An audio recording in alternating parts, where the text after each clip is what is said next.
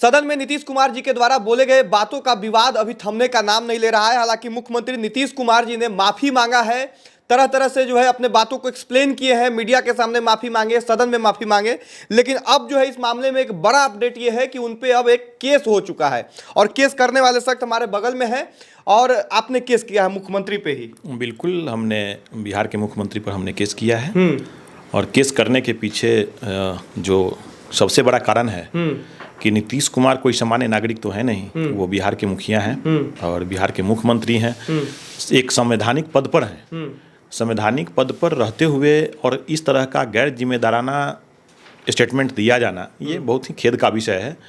और सबसे दुखद बात है कि वो जब बयान दे रहे थे तो उनका जो एक्सप्रेशन था, चेहरे का एक्सप्रेशन और बॉडी लैंग्वेज और हाथ से इशारा करना, ये सब जो लैंग्वेज था उनका, ये बहुत ही भद्दा किस्म का था। वो तो माफी मांग लिए हैं। दो चीज़ है, अब सदन में इस तरह का किए, उनको यह समझना चाहिए था कि सदन में अगर कोई आर्गुमेंट होता है या कुछ भी होता है तो ये पूरा फ्लैश होता है। तो फ्लैश होता है, जनरल पब्लिक के पास भी ये पहुंचता है, जनरल पब्लिक देखते हैं, हमारे समाज के बच्चे बच्चियां, लड़के लड़कियां, सभी लोग देखते हैं इसको। तो आखिर ये सोसाइटी में क्या असर जाएगा? जिनको इस सब से कोई मतलब नहीं है, जो पढ़ाई करते हैं, वो जनरल नॉलेज के लिए न्यूज़ देखते हैं, न्यूज़ चैनल, सोशल मीडिया से एक्टिव होते हैं और वो देखते हैं कि आखिर क्या है ये नीतीश कुमार का आज इतना प्रचार प्रसार इस स्टेटमेंट को लेकर के है, आखिर अंदर में क्या बात है। तो क्या होता है कि वो अपने पढ़ाई, वो जो सिस्टम है उससे थोड़ा सा विमुख होते हैं, इसका गलत प्रभाव पड़ता है। और माफ़ी मांग लेने की बात जो है, शर्मिंदगी आनी चाहिए। आज उनका असली चेहरा उजागर हुआ है बिहार में। बचाव करने वाले लोग तो कह रहे हैं कि भाई कुछ भी वैसा गलत नहीं बोले हैं, कुछ शब्द ऐसे वैसे निकल गया है, लेकिन वो जरूरी चीज़ है, उसको जानना चाहिए। सेक्स एजुकेशन की लोग चर्चा करते हैं, तो इसमें आपको क्या गलत लगा? बिल्कुल, नीतीश कुमार जैसे ही माफ़ी मांग लेते हैं और माफ़ी मांगने का भी तरीका जो उनका था, स्टंट एक तरह का था, वो दुखदाई है। और कानून के दृष्टिकोण से अगर हम प्लीड गिल्टी करते हैं, अपने गलती को स्वीकार कर लेते हैं, कोई हत्यारा अगर हत्या करके कहे कि हाँ हमको अब माफ़ कर दीजिए, हमने गलती किया है, तो क्या उसको बरी कर दिया जाएगा? ऐसी बात नहीं होती है। कानून के दृष्टिकोण से अगर आपने कोई अपराध किया है और अपराध को आपने स्वीकार कर लिया है तो आपको सज़ा मिलनी चाहिए। देखिए, चूंकि कानून की चर्चा हुई है तो इनका पूरा परिचय जो है ये जान लीजिए। मुजफ्फरपुर के रहने वाले हैं एडवोकेट अनिल कुमार सिंह, और इन्होंने मुख्यमंत्री के खिलाफ कंप्लेन की है। क्या है कंप्लेन में, आपने क्या कुछ लिखा है?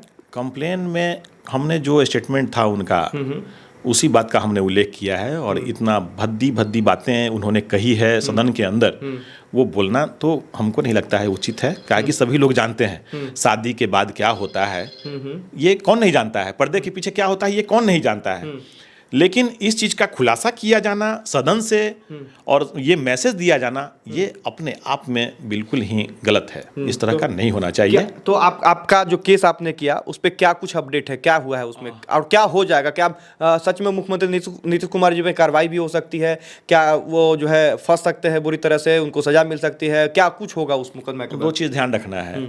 अभी इस तरह का जो गैर जिम्मेदाराना जो स्टेटमेंट सदन के अंदर दिया जाता है या दिए हैं, वो उन लोगों को एक प्रिविलेज दिया हुआ है भारतीय संविधान के तहत कि सदन के अंदर ये अमर्यादित टिप्पणी भी करते हैं तो उनके ऊपर मुकदमा नहीं चलेगा। अच्छा, ये नियम बना हुआ है? ये नियम बना हुआ है, ये भारतीय संविधान कहता है। ये सदन के अंदर मतलब कुछ भी होगा तो कार्रवाई? बिल्कुल बिल्कुल बिल्कुल। अब बात देखने वाली यह है कि supreme court, honourable supreme court के द्वारा भी कुछ इस तरह का जजमेंट आया था, उसमें केस को खारिज किया गया, लेकिन उसमें एक ऑब्जर्वेशन दिया गया।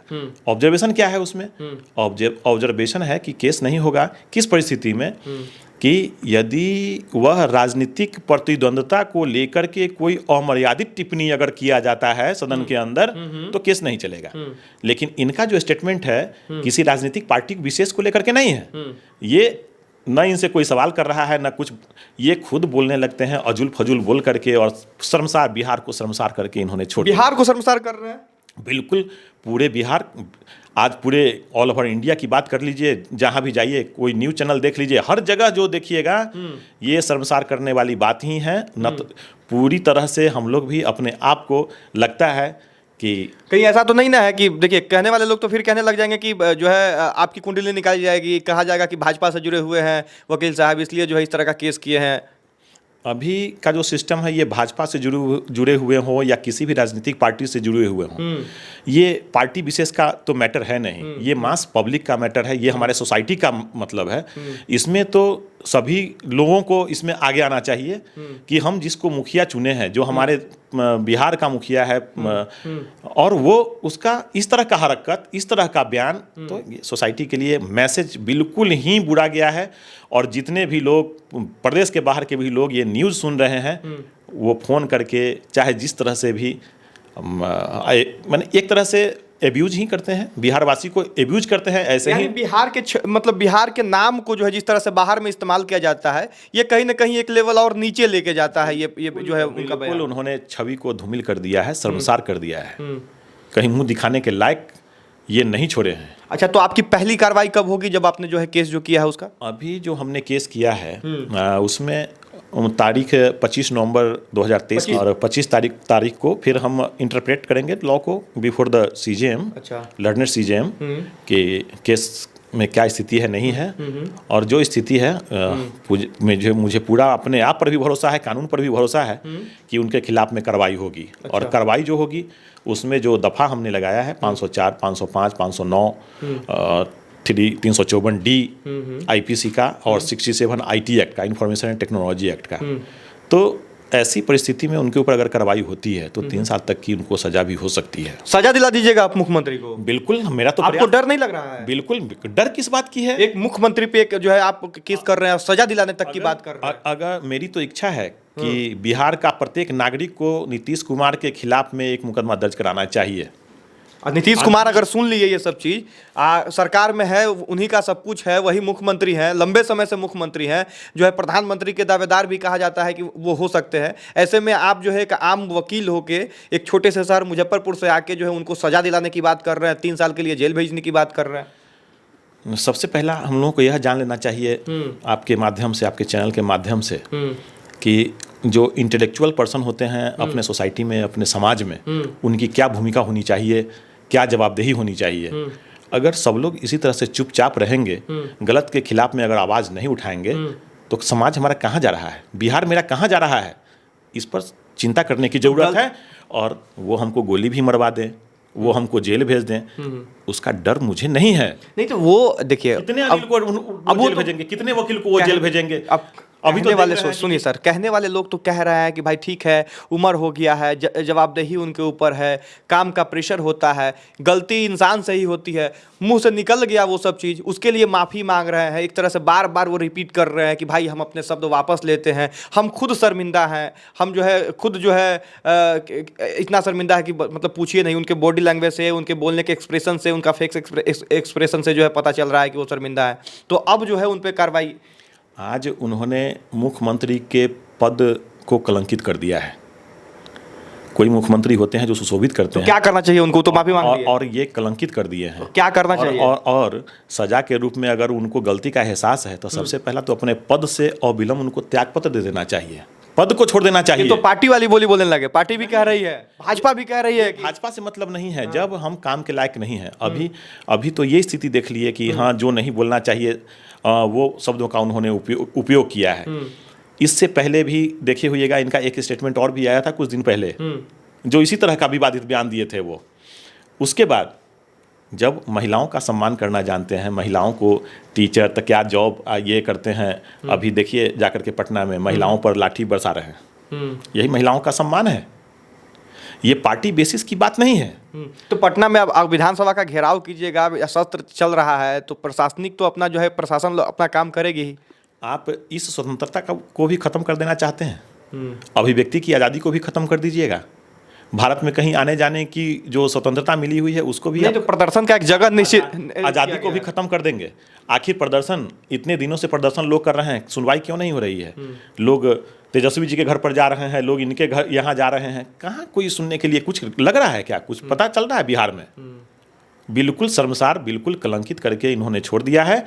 और अब उनकी जो जुबान फिसल रही है या सोची समझी साजिश है, चाहे जो भी हो, तो अब लग रहा है कि उनसे ये चलने उलने वाला नहीं है। ये जो सपना संजोए हुए हैं कि हाँ हम अब प्रधानमंत्री के कुर्सी पर जाएंगे या प्रधानमंत्री के दावेदार हैं, ये अब तो चुनाव लड़ के देख लेना चाहिए उनको। जो इस तरह का स्टेटमेंट दे रहे हैं, इसका मतलब है कि वह बिल्कुल मानसिक रूप से विक्षिप्त हो चुके हैं। उनको तो राजनीति से संन्यास ले लेना चाहिए। अच्छा, जो केस आपने किया है उसका कॉपी आप दिखा सकते हैं? बिल्कुल, हमने जो केस किया है उसका कॉपी हम दिखला सकते हैं आपको। ये हमारे केस का कॉपी है, आप देख सकते हैं। ये कॉपी है और स्क्रीन पे भी हम चला देंगे इनका जो है, जो इन्होंने किया है। और क्या कुछ लिखा है सर इसमें आपने?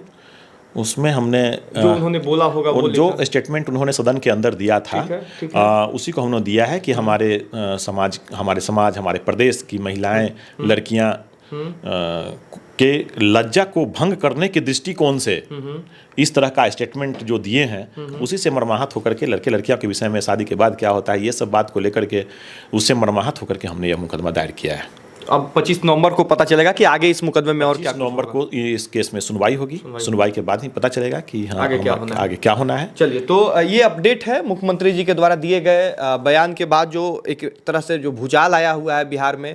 हर कोई अपनी अपनी प्रतिक्रिया दे रहा है, चाहे वो राजनीतिक पर्सन हो या फिर एक आम इंसान हो।